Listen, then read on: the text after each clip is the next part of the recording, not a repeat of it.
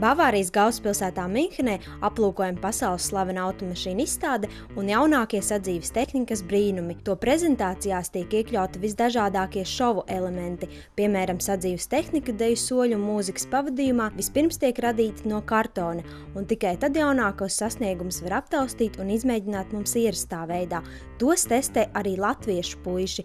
Jaunākajās trauku mašīnās ir satelīta smidzinātājs spārns, unikāls risinājums, kas nodrošina dubultu ūdens piekļuvi.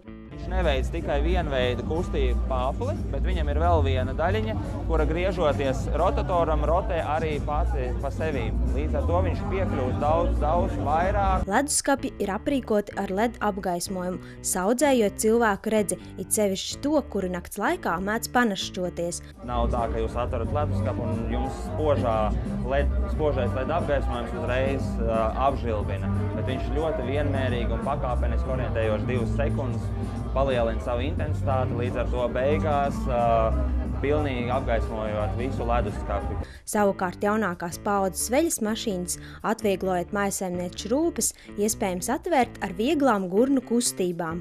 Kā punktuzi, dārgie leduskapi, kā durvīs ir izveidoti minibāri.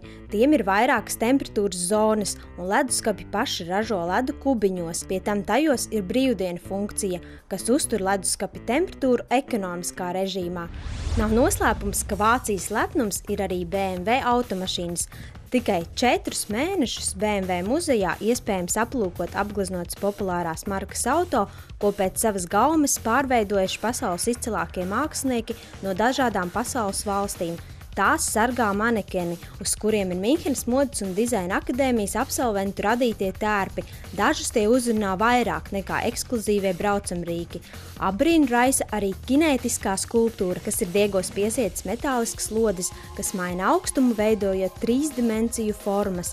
Muzejā aplūkojam 16 transporta līdzekļi, bet kolekcija nepārtraukti tiek papildināta. Apgleznotās mašīnas ceļo pa pasauli, lai priecētu Parīzes, Ņujorkas un citu lielpilsētu automīļu acis.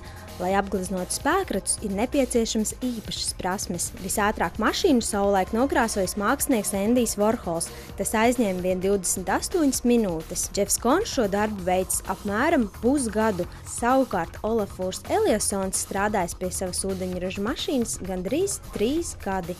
Automašīnas pašlaik ir muzeja mākslas priekšmeti, un vienīgā iespēja tās šobrīd aplūkot ir doties ceļojumā uz Minheni. Elīna Šustera, speciāli bez tabū no Vācijas.